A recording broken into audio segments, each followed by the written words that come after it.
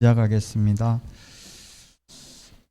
그 갱신 이게 참 주택임대차, 상가임대차 현업에 있는 분들이 연락도 많이 오고 하는데 이게 갱신돼 가지고 다시 계약서를 쓰면 그런 것도 많더라고요. 새로 계약서를 쓰면 새로 계약서 쓴 날로부터 또 10년을 주장하는 경우 있어요. 그럼 다툼의 여지가 있죠. 계약서를 새로 쓰면 새로운 계약이면 새로운 계약 체결일부터 10년 맞아요. 계약 갱신 요구가. 만약에 그래서 3년 계약했다 갱신해서 갱신할 경우에는 특약 원래 계약서에다 특약으로 몇 년 몇월 며칠부로 계약 갱신 요구권 행사에 의해서 갱신되는 임대차임 하고 거기에다 뭐 붙이는 게 더 좋겠죠. 안 그러면 또 처음 계약 이게 처음 계약이다. 옛날 계약은 없고 새로운 계약인지 종전 계약의 연결성이 있는지 이거는 좀 다툼의 여지가 있어요. 소송해봐야 돼요. 예, 중개보수는 원칙적으로 내야 됩니다. 내야 되는데 현실적으로 현업에서는 보통 한 10만 원, 5만 원 이렇게 받아요.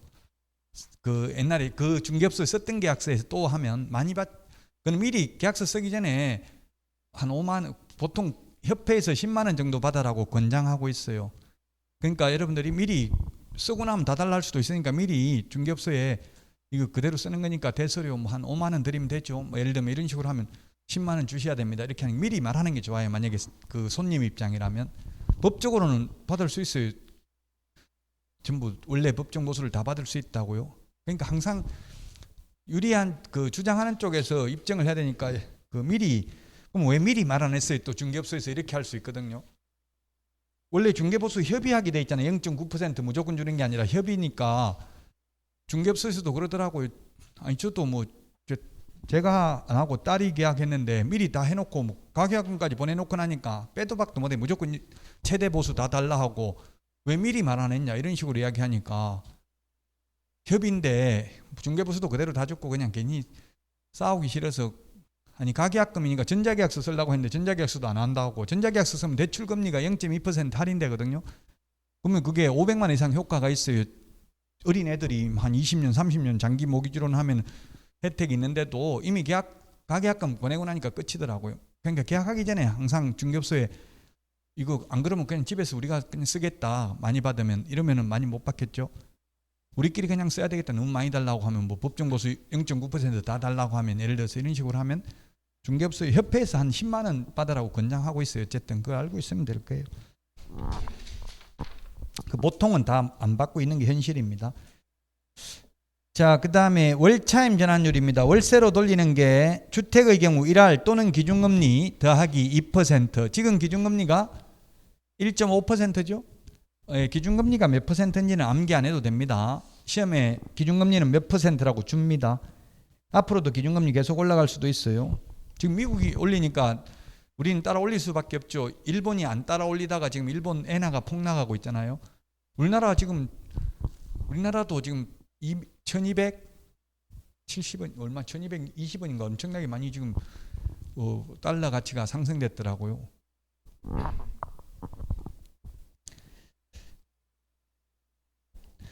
그러니까 제가 달러 가치가 높아진다는 걸 느끼는 게 옛날에는 달러가 입금돼도 저한테 입금돼도 은행에 연락 안 오더니만 요즘은 자꾸 연락 와요. 한국 돈으로 바꿔가지고 입금시켜드릴까요? 자꾸 연락 오더라고요. 그 달러로 입금돼 있으면 나중에 달러로 내줘야 되나 보더라고요. 그럼 달러 가치가 그 당시 환율로 내줘야 되잖아요. 그래서 자꾸 은행에서 연락 오더라고요. 달러 이거 그냥 현금 한국 돈으로 바꾸면 입금시켜드릴까요? 그냥 그대로 해놓으세요. 제가 손대지 말고 그냥 그렇게 했는데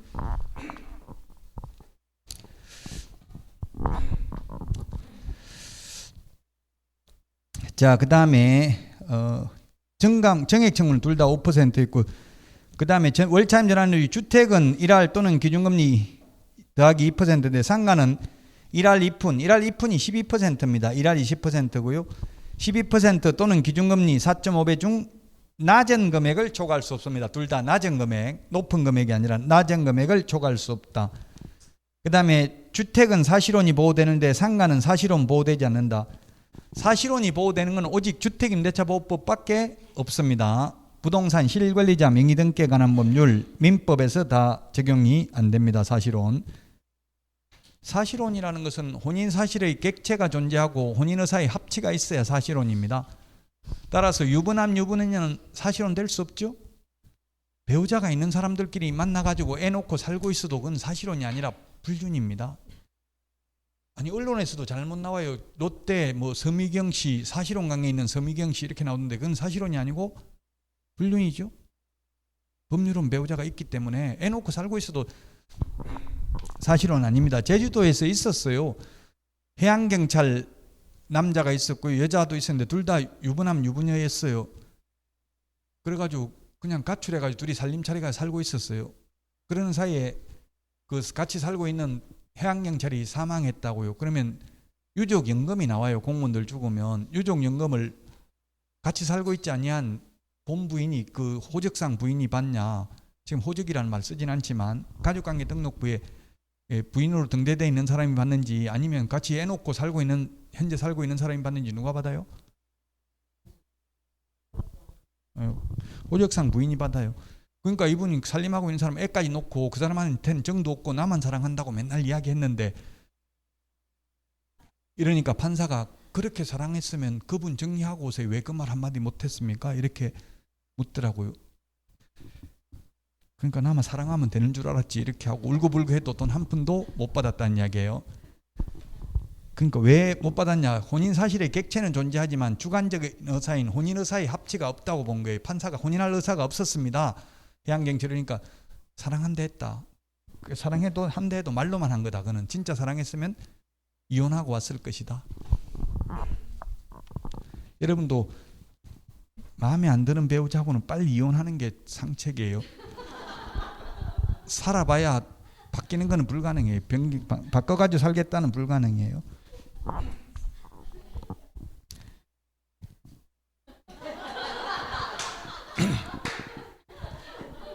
아직 토끼띠 아직 안 늦었어요. 지금도 가능해요. 지금도 가능해요. 황혼 이혼이 최고 높대. 비율이 신혼보다 황혼이 60대 이상이 최고 높아요. 이혼 비율이. 100살까지 살 건데 아직 40년 더 살 건데.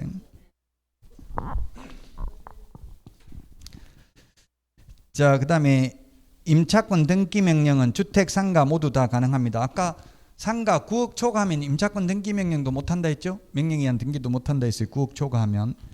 둘 다 상가 주택 똑같습니다. 계약 기간 끝나도 주인이 돌려주지 않는 경우에는 명령에 의한 등기를 할 수 있습니다. 등기하면 대항력과 우선 면제권을 취득하고 이미 취득하고 있던 사람은 존속하게 됩니다. 그 등기 비용을 임대인에게 청구할 수 있습니다. 등기되어 있는 집에 새로 들어온 새로운 세입자는 최우선 면제 못 받습니다.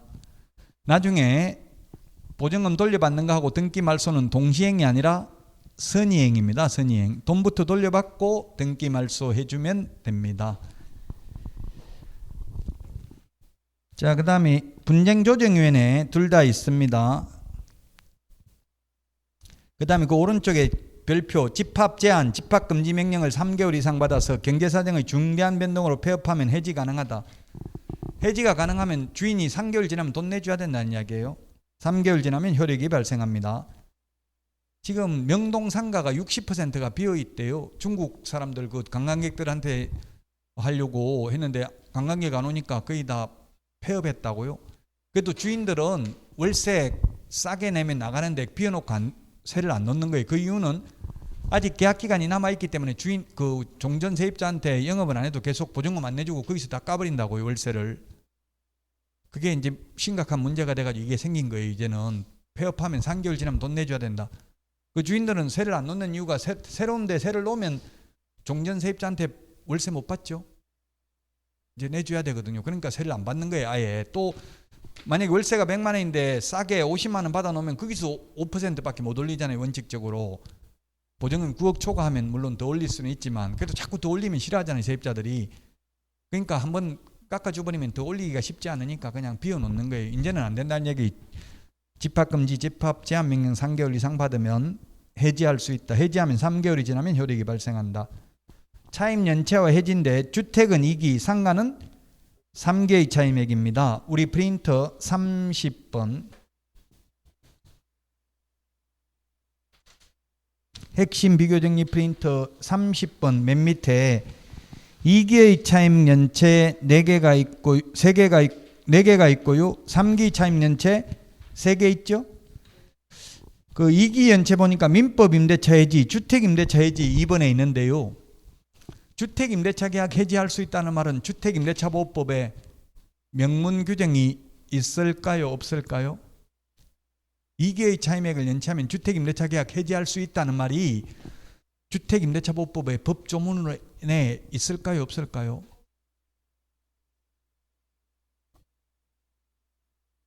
맞아요. 없으니까 질문. 맞아요. 그 이제 제 의도까지 다 알았으면 너무 저하고 교감이 잘 되는 것 같은데 맞아요. 그래요. 그래서 질문한 거예요. 없어요. 그럼 없는데 왜 이렇게 적어놨냐면 특별법에 규정 없으면 일반법을 적용하는 거예요. 그 민법에 있어요. 민법에. 근데 상가도 규정이 없으면 상가도 2기겠죠? 근데 상가는 3기니까 민법하고 다르니까 상가 임대차 보호법에 있다고 규정이 3개의 차임액을 연체하면 해지할 수 있다는 말이 특별법에 규정 없으면 일반법 적용하죠? 같이 오랜 세월 하면 이게 동화되는 것 같아요.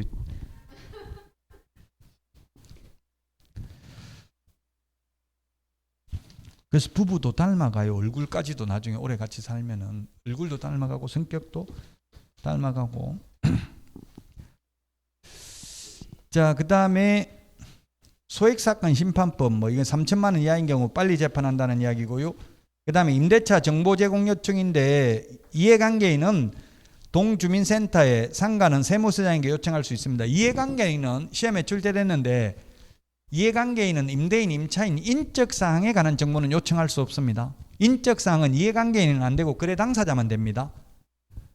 뭐 요청할 수 있냐면 확정일자 받은 날, 전입신고한 날, 사업자 등록 신청한 날 이런 거 요청할 수 있다고요. 그 다음에 또 시험에 나왔던 게 임대차, 우리 중개실무에 나왔던 게 임대차 계약을 체결하려는 자, 아직 세입자가 아니고 새로운 세입자 될 사람, 임대차 계약을 체결하는 자는 임대인 동의 받아야 됩니다. 임대인 동의를 받아서 열람 요청할 수 있습니다. 임대인 동의 받아야 되는데 시험에 임차인 동의 받는다 이렇게 X로 나왔어요. 임대인, 임차인 글자 한 글자 차이잖아요. 연습 안 하면 잘 안 보여요. 눈에 시험 볼 때. 임차인 동의 받는 게 아니라 누구 동의 받는다고요? 임대인 동의 받아서 요청할 수 있습니다. 임대차 계약을 체결하려는 자는.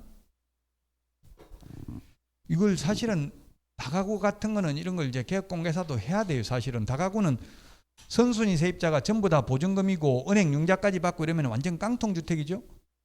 집 팔아봐야 보증금 내주고 은행이 대출도 다 못 갚아요.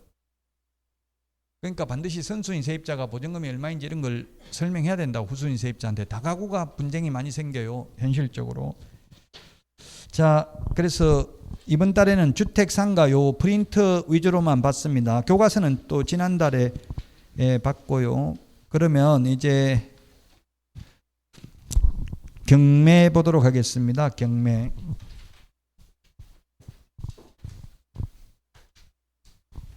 항상 모든 과목 다 비교하는 게 중요합니다. 경매 636페이지에 있습니다. 기본서 636페이지. 자, 경매하고 매수 신청 대리에 대해서 두 문제 나옵니다. 경매 한 문제, 매수 신청 대리 한 문제. 조금 전에 했던 주택 상가는 공인중개사법에 각각 한 문제, 민법에도 각각 한 문제죠. 총 4문제 나와요. 프린터 이거 한 장에서 거의 비교하는 게 민법하고 다 합해서. 자, 경매는 경쟁매매가 경매입니다. 경쟁매매. 경쟁매매라는 것은 다수의 매수 희망자에게 매수 청약을 하게 하고 그 중에서 가장 높은 가격으로 매수 청약을 한 자에게 매도 승낙을 함으로써 이루어지는 매매계약의 형식을 경매라고 합니다. 자, 경매는 2번에 경매의 종류 강제경매, 양가로 2번 임의경매 있습니다. 돈 받기가 뭐가 쉬워요? 강제경매, 임의경매. 둘 중에 하나가 답이에요. 답은 임의경매가 쉽습니다. 강제로 하는 게 강제경매, 임의경매는 임의로 하는 게 임의경매입니다. 근데 강제력을 행사하는 거는 즉 자력구제는 안 되고 우리나라에서는 오직 국가공권력만이 강제력을 행사할 수 있습니다. 우리 싸움하면서 한 개 맞으면 맞았으니까 때리면 된다. 맞아도 때리면 상방폭행이죠. 상대방이 욕한다고 같이 욕하면 둘 다 처벌받을 수 있어요. 그래서 저도 싸울 때 문자로 그냥 주고받는 게 좋더라고요. 문자로 주고받으면 나중에 그 법적으로 증거로 채택할 수도 있고, 말로 욕하고 싸워봐야, 자꾸 감정적인 거 해봐야 의미가 없더라고요. 그 강제력을 행사하려면 집행권한이 있어야 됩니다. 집행권한이 승소, 판결문, 화해조서, 청구일락조서 이런 거고요. 임의경매는 담보물건이 있어야 됩니다. 그 가장 대표적인 걸 예를 들자면 임차권이 있고 전세권이 있습니다. 전세권은 물권이기 때문에 전세금 안 내주면, 전세기간 끝나도 전세금 안 내주면 따로 전세금 돌려달라고 소송할 필요도 없어요. 그냥 전세권이 가지고 있는 담보물권의 성질에 의해서 바로 경매 넘겨버리면 됩니다. 임의경매. 근데 임차권의 경우, 세입자의 경우는 사실은 이게 법과 상관없이 원래 계약기간 끝나면 주인 돈 내줘야 되잖아요. 근데 안 내주면 어떻게 해야 돼요? 이거 안 내주면 방법이 없어요. 뭐 소송해가지고 강제 집행한다 해도 1년 넘게 걸려요. 경매 넘겨가지고 해도 최소한. 그러니까 어쩔 수 없이 그냥 주인이 돈 내줄 때까지 안 나가고 버티거나 아니면 뭐 임차권 등기 명령을 해놓고 나갈 수밖에 없는 게 현실이죠. 그리고 또 만약에 이게 강제경매의 경우 집행권은 승소 판결문을 받아봐야, 저도 돈 빌려줘가지고 차용증만 쓰고 돈 빌려줬어요.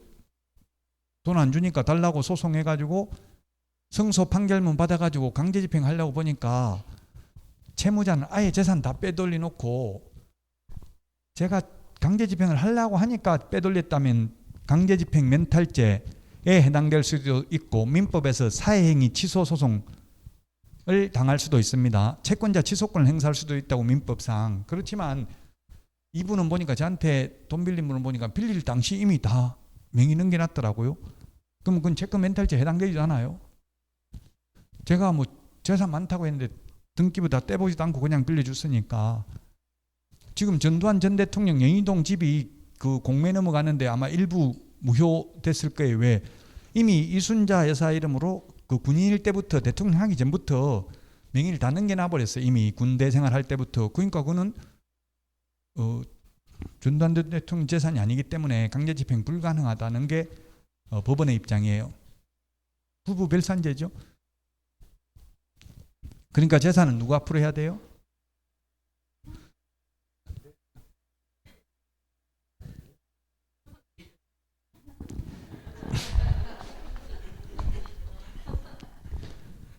마스크 줄이 짧아요. 왜 이렇게 자꾸 내려와요? 근데 마스크가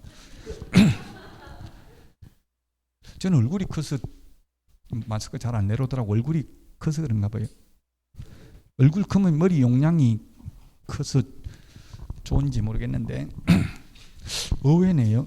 저는 재산이 없어 그런가 몰라도 와이프 이름으로는 한 푼도 안 해주는데, 아직 지금 학원 공부하신 지 얼마 안 돼서 그래요. 공부를 많이 한 사람 내 앞으로 하잖아요. 그러니까 나중에 알거지 돼요. 부동산 해보면 전부 남편 이름으로 돼 있던 게 팔고 살 때는 다 부인 이름으로 사더라고. 새로 살 때는. 옛날엔 전부 다 남편 이름으로 많이 돼 있었죠. 자, 어쨌든 이 임의경매가 돈 받기 더 쉽습니다. 이 강제 집행권은 받는 사이 재산 다 빼돌려버리면 휴지 조각에 불과하다고 판결문 받아봐도, 아까 차용증 쓰고 돈 빌려봐도 이미 재산 다 팔아먹어버리면 끝이라는 이야기예요. 그러니까 강제경매 하기 전에는 미리 가압류를 해놔야 되겠죠. 재산이 있으면 파악해가지고 가압류해놓고 경매 넘겨야지. 경매한다는 소리 들리면 이미 이거 소송한다는 소리 들리면 재산 다 빼돌려버린다고요. 자, 임의경매, 강제경매가 있고요. 자, 그 다음에 638페이지. 시험에 나왔던 거 위주로 볼 수밖에 없어요. 경매가 민사집행법이 330개 조문입니다. 330개 조문. 저도 지금 당국대 정책경영대학원에서 경매하고 공매 강의하는데 공매만 가지고 한 학기를 강의해요. 공매만. 근데 우리는 시험에 안 나오니까 거의 말을 안 한다고요. 시험에 안 나오는 거 볼 수 없고, 시험엔 638페이지 맨 밑에 권리분석 옆에 나왔다고 돼 있죠. 이런 것만 볼 수밖에 없다고. 이게 워낙 방대하니까 모든 걸 다 할 수는 없어요. 자, 권리분석인데 639페이지 소멸주의가 있고요. 양가로 2번 인수주의가 있습니다. 640페이지 맨 밑에 표에 있네요. 표.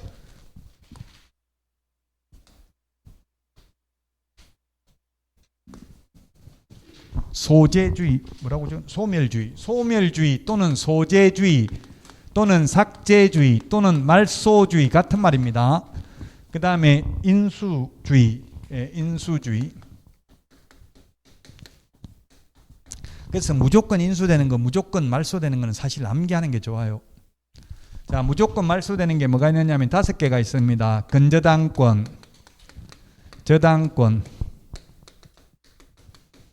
저당권, 담보가등기, 그 다음에 가압류를 먼저 할까요? 압류.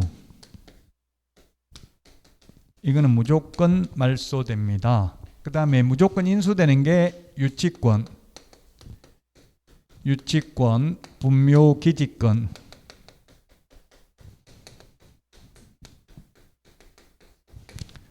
법정지상권,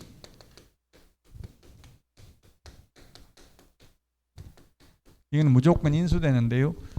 유치권은 단 경매 신청 기입 등기 전까지 점유하고 있어야 됩니다. 즉 유치권을 취득해야 됩니다.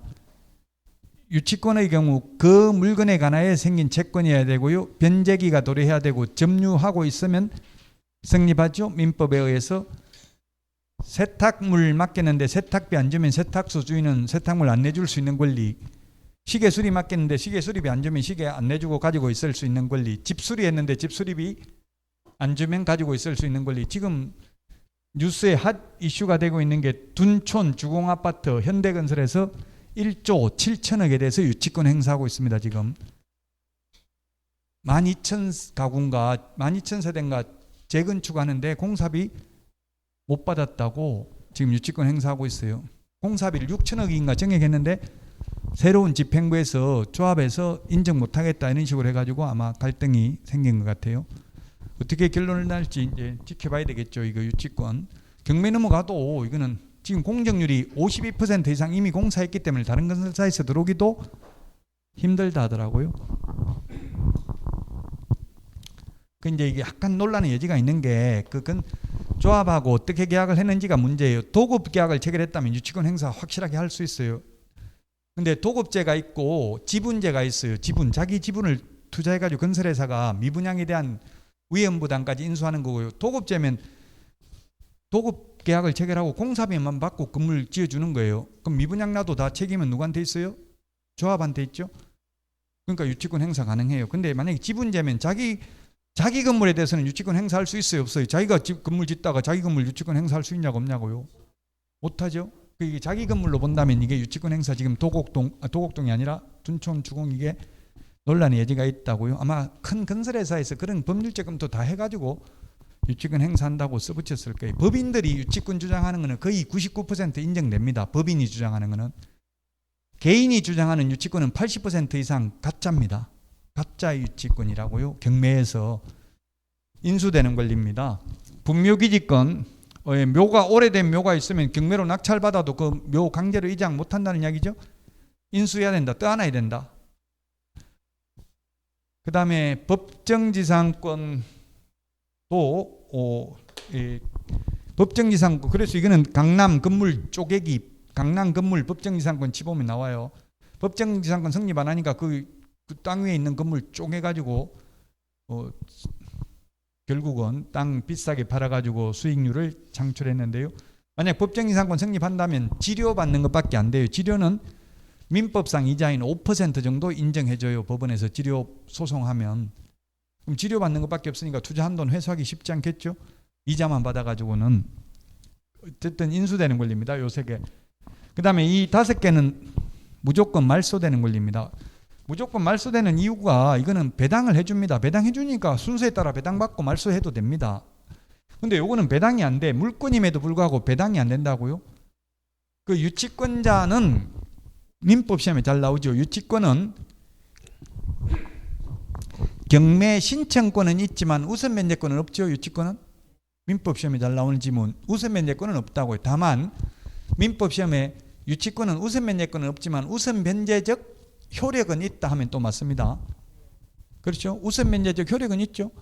즉 유치권자는 돈 다 받을 때까지 안 나가고 계속 유치권을 행사하고 버티면 되니까 결국은 실제 우선 면제권이 있는 거나 마찬가지라는 이야기입니다. 없지만 배당은 못 받지만 안 나가고 버티면 되니까. 그래서 이게 배당이 안 되니까 인수되고 요거는 배당이 되니까 말소된다고. 말소되는 거 안전하죠. 낙찰받는 입장에서 보면 안전하잖아요. 요거는 위험합니다. 낙찰받는 사람 입장에서. 그러면 돈 벌려면 위험한 걸 해야 돼요? 안전한 걸 해야 돼요? 위험한 걸 해야 되죠. 수익과 비례하기 때문에.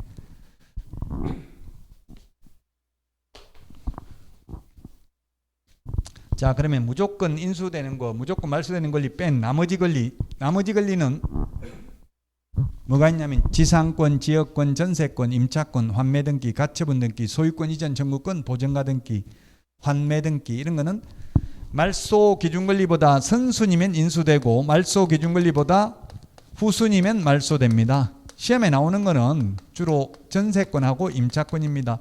최선순위 전세권, 임차권은 인수되지만 말소 기준 권리보다 뒤에 있다면 말소됩니다. 그래서 임차권의 한계가 뭐냐면 아무리 대항 요건을 갖췄다 하더라도 경매에 있어서는 선순위 담보물권자에게는 대항할 수 없습니다. 방 빼줘야 된다고요. 배당만 받고 순서에 따라서. 그러나 최선순위면 인수되고 최선순위인 경우에는 배당 요구를 했는데 전액을 다 배당 못 받았다면 다 받을 때까지 대항력을 주장할 수 있습니다. 그러나 전세권의 경우에는 배당 요구하면 말소됩니다. 최선순위라도. 이해 안 되면 그냥 암기가 돼요. 자꾸 듣다 보면 이해가 안 되면 잘. 경매는 어려워요. 민법도 어느 정도 바탕이 돼야 되고 경매는 한 문제밖에 안 나오는데 내용이 너무 많다고요. 그래서 시험에 나오는 거 위주로만 볼 수밖에 없다.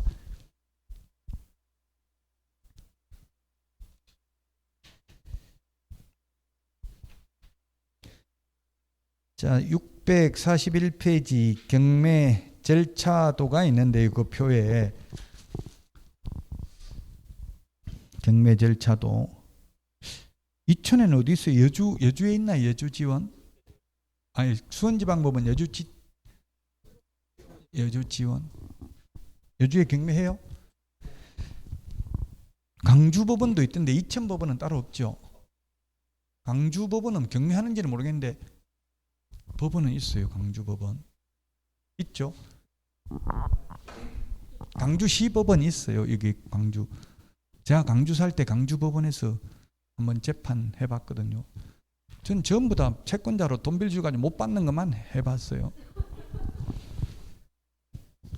빌려줬다면 못 받고 투자했다면 내려가고 그래서 트라우마가 있어요. 이게 이론적으로 되는 게 아니더라고 세상이.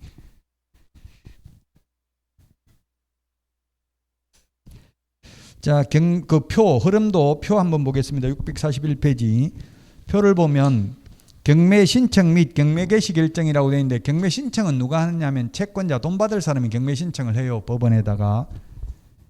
그 물론 예납을 해야 됩니다. 집행 비용을 예납을 해야 돼요. 한 3억짜리 하려면 400만 원 정도 미리 송달료 같은 걸 미리 예납해야 돼요. 돈을. 그러면 그 예납한 거 이거는 송달료 같은 걸 나중에 맨 먼저 배당받습니다. 최선순위로. 그 뗄 염려는 없죠. 신청을 채권자가 하면 경매 개시 결정은 법원이 합니다. 법원이. 그다음에 그리고 나면 배당 요구의 종기를 결정 공고합니다. 종기는 마지막 길이죠. 마칠 종자. 이때까지 배당 요구해야 최우선 면제, 우선 면제 받을 수 있습니다. 세입자들. 만약 배당 요구 종기까지 배당 요구 안 하면 한 푼도 최우선 면제, 우선 면제 못 받고 후순위 걸자를 상대로 부당이득 반환 청구도 못 하는데 배당 요구의 종기는 첫 매각길 이전의 날로 정합니다. 첫 매각길 이전의 날로 정해서 공고하도록 되어 있습니다.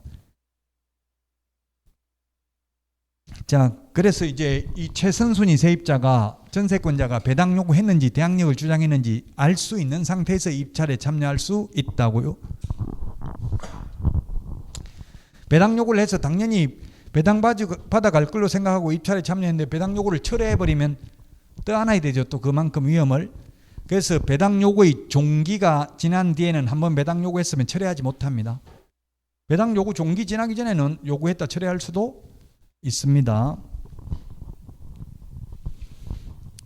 자, 그 다음에 매각 준비를 하는데, 매각 준비, 경매 준비 있죠. 이거는 법원에서 하니까 그 준비를 뭘 하냐면 감정평가사로 하여금 감정평가를 하게 하고 집행관으로 하여금 현황조사를 하게 합니다. 그래서 현황조사 보고서를 작성하게 합니다. 집행관들이 돈을 그래서 옛날에 엄청나게 많이 벌었어요. 지금도 많이 벌고 있다고 알려져 있고, 집행관은 그래서 4년 단임제입니다. 중임이 안 됩니다. 대통령은 5년 단임제죠. 대통령보다도 더 짧고 4년밖에 못한다고 한 번밖에 오지 중임할 수 없습니다. 다시는 못한다고요. 그래서 집행관들이 대부분 보면 정년퇴직하기 전에 뭐 법원 주사, 뭐 마약 주사, 검찰 수사관들 이런 사람들도 있어요. 그래서 우리나라의 그 민사집행법의 대가가 이시훈 감사원장도 했고, 아마 인터넷 쳐보면 이시훈 나올 거예요. 지금은 많이 이회창 한 해 후배인데 서울법대 이시훈 한번 쳐보세요. 이시훈 감사원장. 제가 이분한테 민사집행법을 고려대학교에서 수업을 한 3번 들었는데, 그래서 법원 그 마약 주사부 이런 사람이 집행관에 하면 되겠습니까? 아무것도 법도 모르는데 이렇게 했더니만 원래 모르는 사람이 집행관 해야 된다. 무식한 사람이. 그래야 강제 집행 잘한다. 이것저것 다 따지면 강제 집행 못한다 이러더라고. 안 나와요. 이시훈 감사원장 하셨고 지금은 80 넘었어요. 근데 제가 학교 다닐 때만 해도 안 그래요. 지금 완전히 거구 사상이 거구적이더라고요. 그 길거리에 나와서 인터뷰도 하고 그러더라고. 그냥 그 태극기 부대에 나와가지고. 그래서 제가 충격받았어요. 이분이 쓴 민사집행법은 우리나라에서 최고 이분 책밖에 없거든요. 민사집행법에 관련된 책은. 그 사람이 나이를 먹으면 거의 보수적으로 되는 것 같더라고요. 생각이. 보수는 그대로 보호한다, 지키는 거잖아. 있는 그걸. 그럼 내가 부자면 그걸 그대로 유지하는 걸 좋아하지.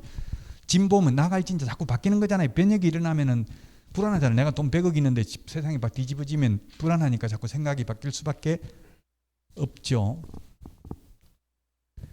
저는 재산이 없으니까 세상이 뒤집어도 상관없으니까 좀 진보적인 것 같아요. 생각이.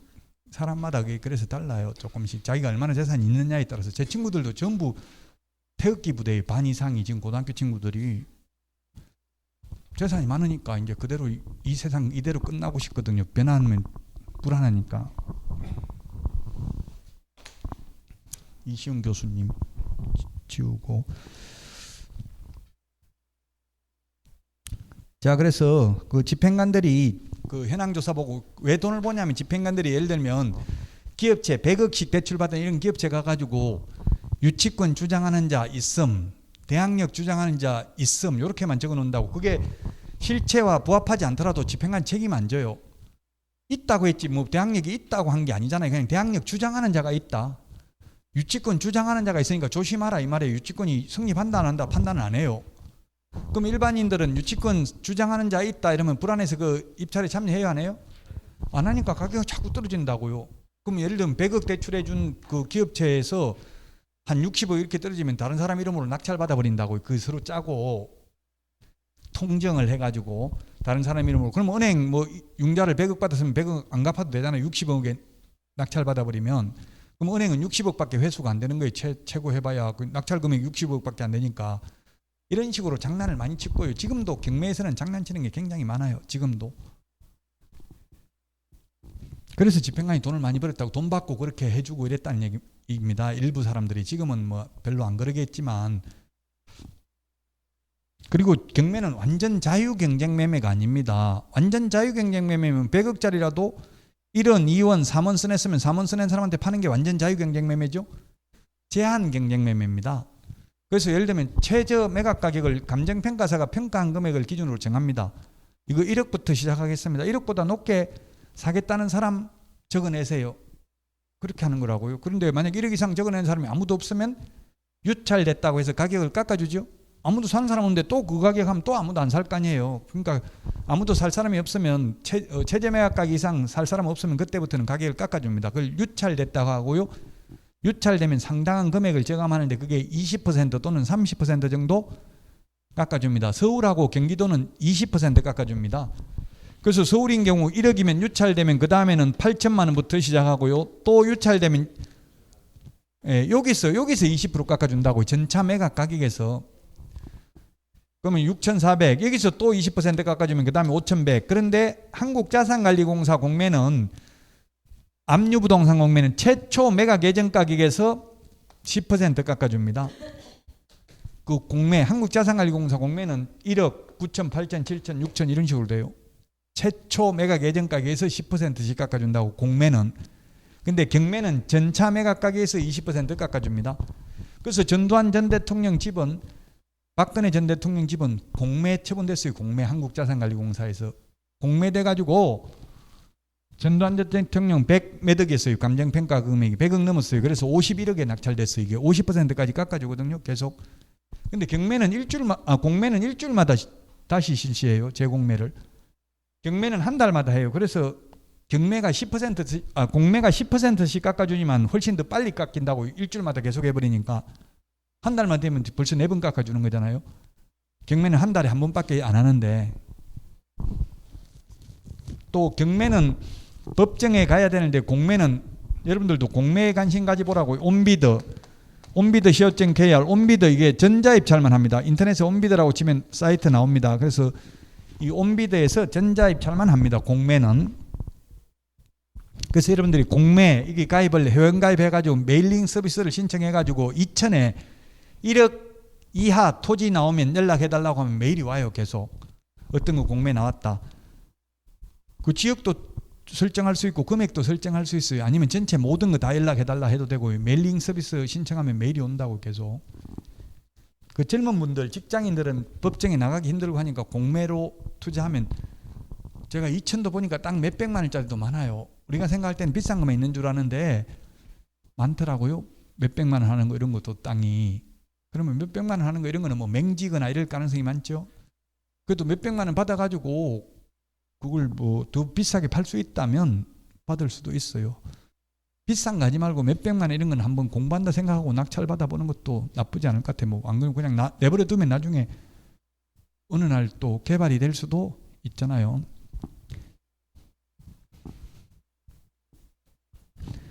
자, 그래서 법원에서 이렇게 매각 물건 명세서 작성하고 집행관이 현황조사 보고서를 바탕으로 그 다음에 감정평가사가 평가한 금액을 기준으로 해서 매각기일, 매각 결정기일을 공고하고요. 그 다음에 매각기일 날 매각을 실시합니다. 밑에 두 번째 줄 맨 오른쪽에 매각기일 날 매각을 실시한다. 그러면 개업공개사가 입찰대리, 매수신청 대리를 하면 입찰표를 대신 써내려면 언제부터 참여하냐면 이거 매각기일 날 법정에서 매각 실시할 때부터 대리를 하거든요. 이제 입찰 대리를.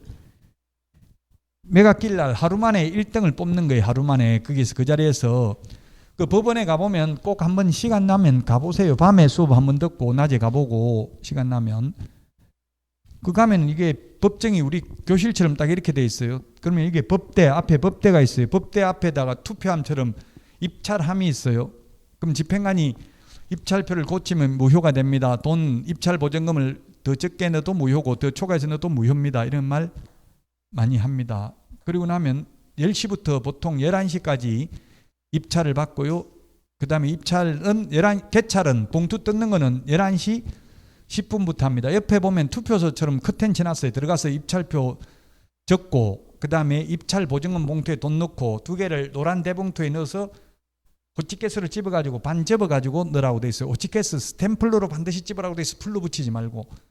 왜냐하면 또 뜯어야 되거든요. 11시 10분 되면 봉투 뜯어야 되는데 호치케스로 돼 있으면 바로 기계로 빨리빨리 뜯을 수 있는데 풀로 돼 있으면 막 가위로 잘라야 되고 피곤하잖아요. 그러니까 풀로 붙이지 말라고 돼 있어요. 스탬플러로 찍으라고 돼 있다고. 노란 대봉투를. 그렇게 해서 함에다 넣으면 함에 뭐 있는지 다 보여요. 우리 투표하면 뭐 넣는지 안 보이죠? 안에 안 보이잖아요. 이거는 보이도록 돼 있어요. 투명한 플라스틱으로 돼가지고. 그럼 11시 10분 돼가지고 이제 이거 다 뒤져가지고 쏟아가지고 봉투 뜯어가지고 누가 얼마 써냈는지 불러요. 사건 번호별로 누가 얼마 써냈다. 일일이 다 안 부르고요. 만약에 1억 써냈으면 그 다음부터는 1억 밑으로 써낸 사람 아예 부르지도 않아요. 어차피 떨어진 거잖아요. 1등 뽑는 거니까. 더 높게 써낸 사람 부르고 1억 5천 나왔으면 자 지금부터 1억 5천보다 밑으로 써낸 사람 부르지 않겠습니다. 혹시 더 높게 써냈는데 안 불렀으면 이의신청하십시오. 이렇게 하고 빨리빨리 넘어가 버린다고. 오전에 다 끝내요. 서울의 압구정동 현대아파트 서울중앙지방법원에 가보니까 그냥 서울중앙지방법원은 한 300석대예요. 좌석이. 근데 막 한 700명씩 이렇게 와가지고 막 서 있어요. 전부 다 못 앉아가지고.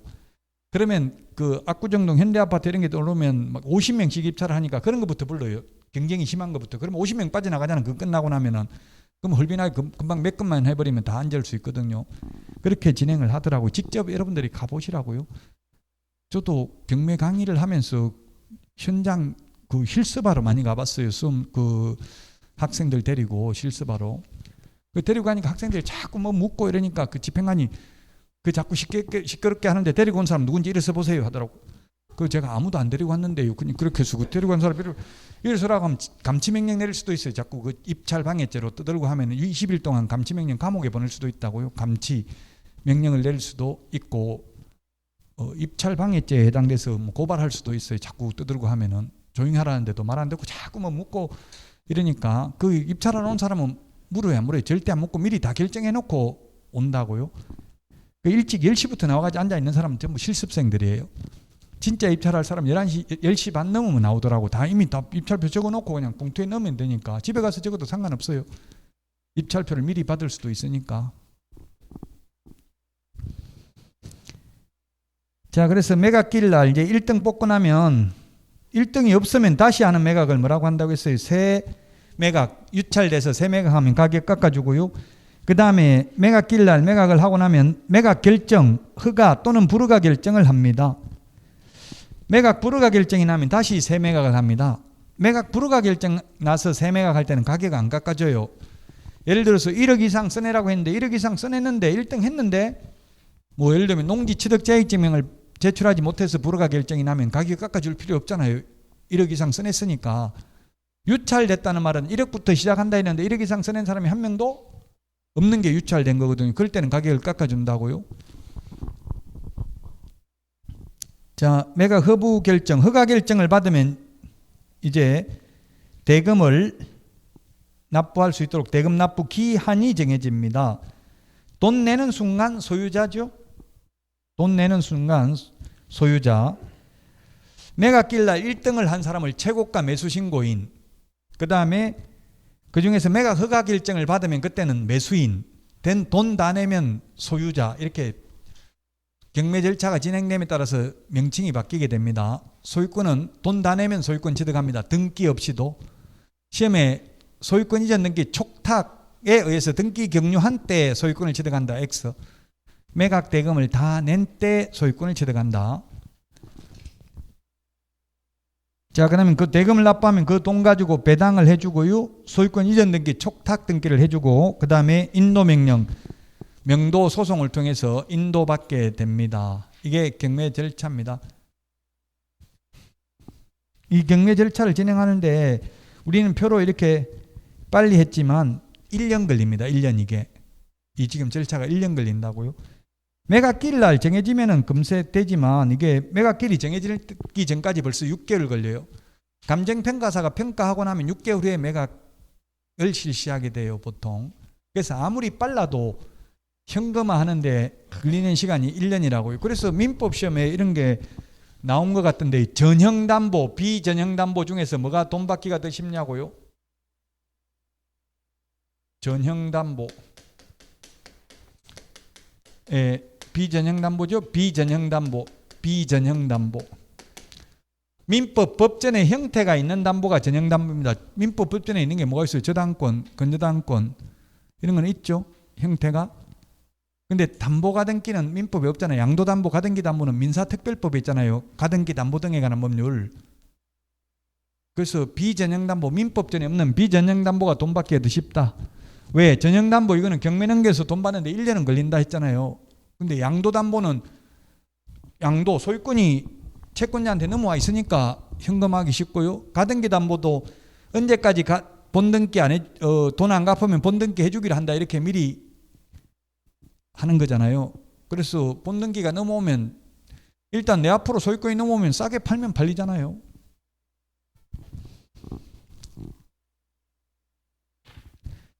자, 여기까지 경매 절차를 봤는데 쉬었다가 나머지 부분 보도록 하겠습니다.